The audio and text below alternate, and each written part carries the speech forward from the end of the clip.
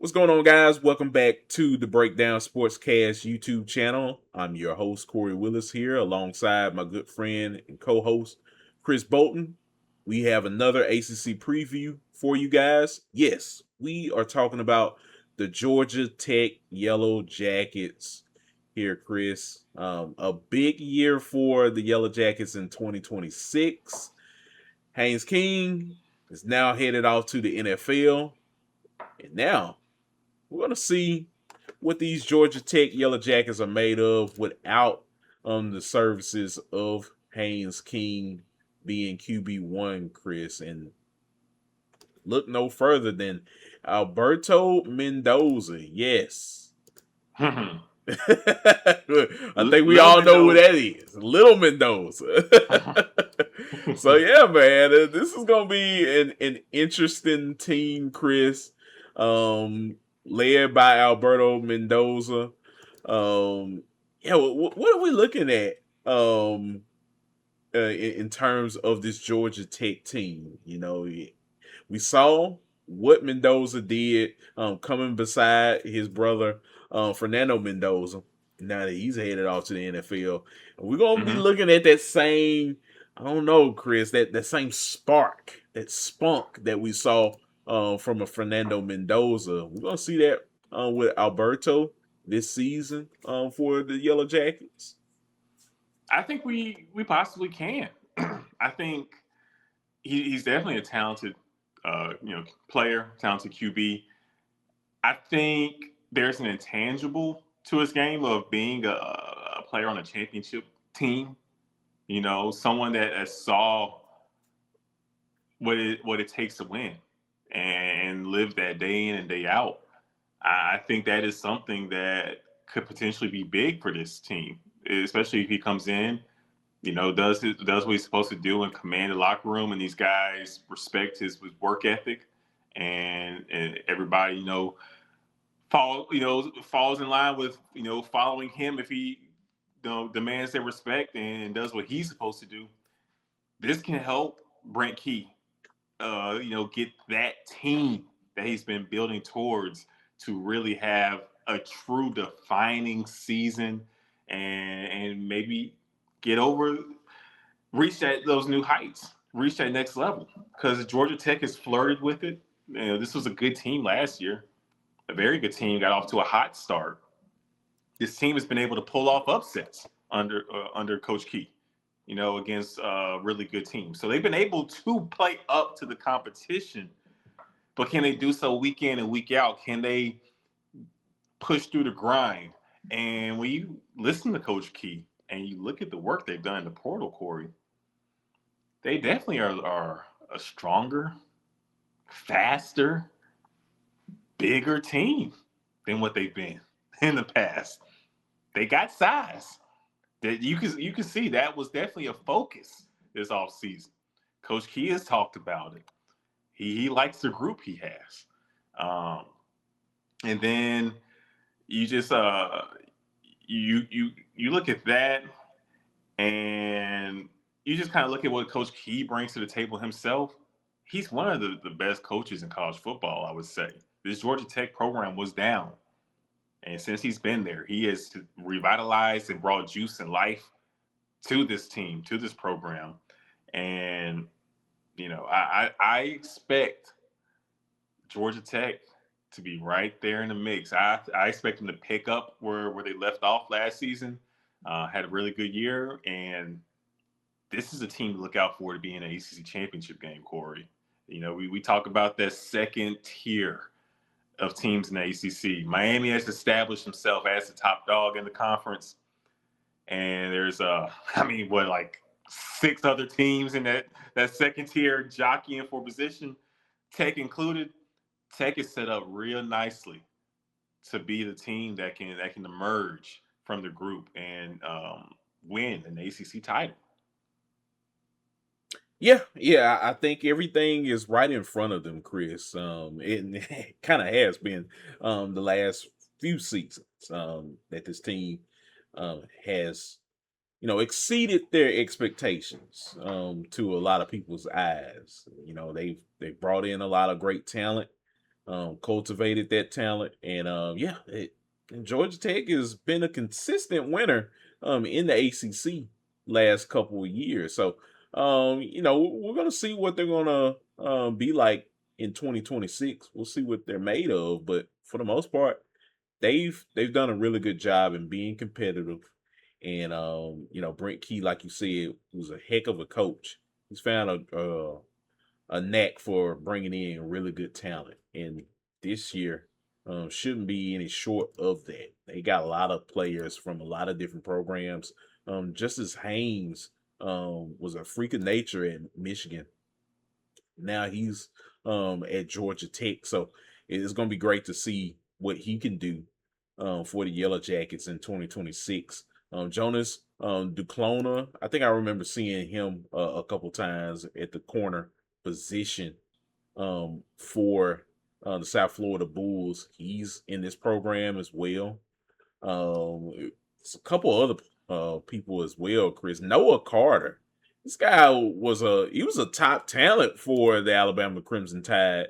He's now at Georgia Tech, Mm-hmm. along with Joseph Alnada.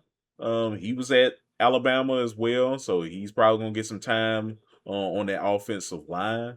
And then um, Jalen Bakwe, if I pronounce his name correctly, wide receiver, used to be at Alabama. Now he's also in Atlanta as well with Brent Key. So yeah, a lot of great talent, Chris. We can go on and on with some of these players that Brent Key has brought in, but hey, if you want to be at the top of your game, at the top of the ACC, and potentially make it into a college football playoff, it starts with getting great talent in the transfer portal as well as getting good talent in the recruiting trail, and it looks like they've done both of that, Chris. So I'm very interested in watching this Georgia Tech football team in 2026.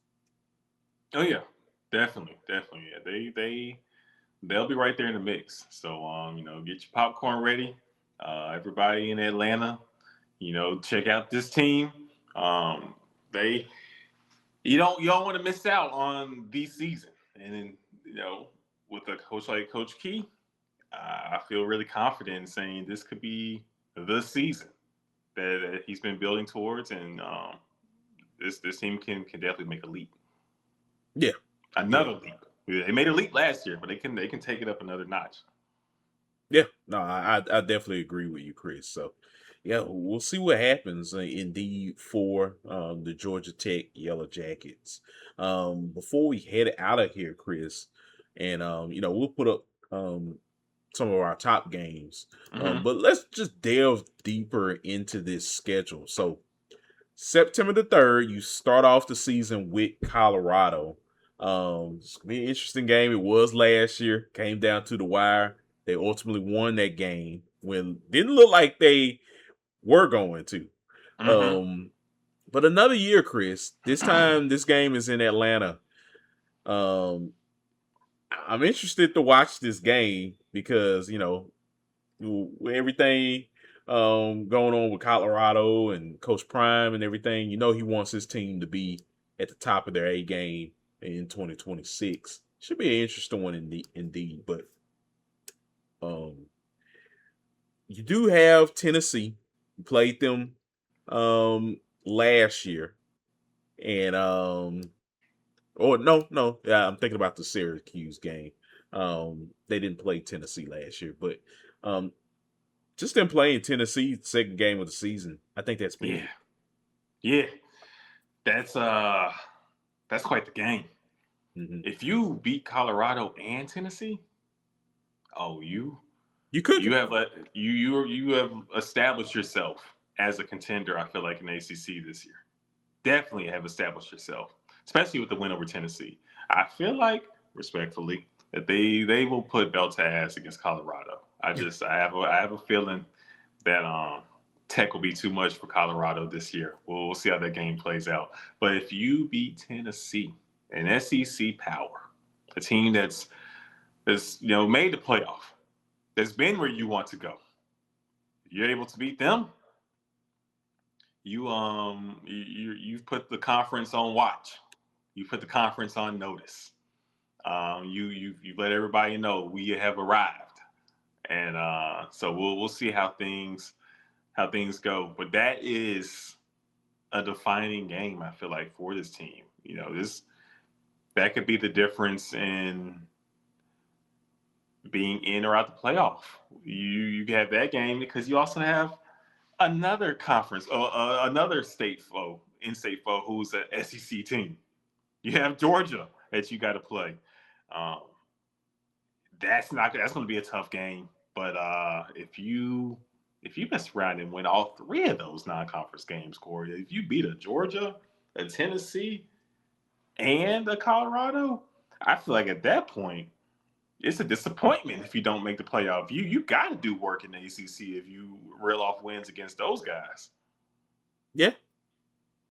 Yeah, no, you're absolutely right, Chris. And yeah, man, I mean, you got some You'll be heavy happy with hitters a on. split. You'll be happy to win. Win against Tennessee, lose against Georgia. If you lose to Tennessee and beat Georgia, Mm-hmm. I feel like that's a win-win. So you definitely have to win that Colorado game. That's the one of those three that you can't afford to lose. Oh yeah, yeah. You got to beat Colorado. There's no ifs, ands, or buts about it. You got to win that game. At Virginia Tech, October the 17th. At Pittsburgh, October the 31st, and then That's a at tough game. Clemson, November the October 14th. the 31st at Pitt. Kory, just sounds like a wet, nasty. I can see the forecast now. It's going to be about 45 degrees, rain coming down. I see the raindrops on those pit helmets. I see it. Yeah, I see it. I see it too. I could already see how that game is going to be, man. That's going to be tough. Yeah, yeah. Indeed, it will be. So yeah, look, it's an interesting schedule. It's a schedule that can trip you up. It can get you, Chris.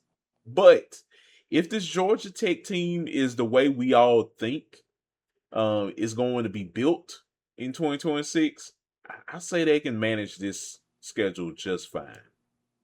Yeah, and who's to say they might not be catching Tennessee at the right time? you know, hey, Tennessee has lost some guys. Got some guys going to the league. Yeah, I think this is the perfect time to go up against Tennessee. So we'll see, man. We'll see. Yeah. So yeah, it should be an interesting year indeed for the Georgia Tech Yellow Jackets, and we'll be here covering it on the Breakdown Sports Cast.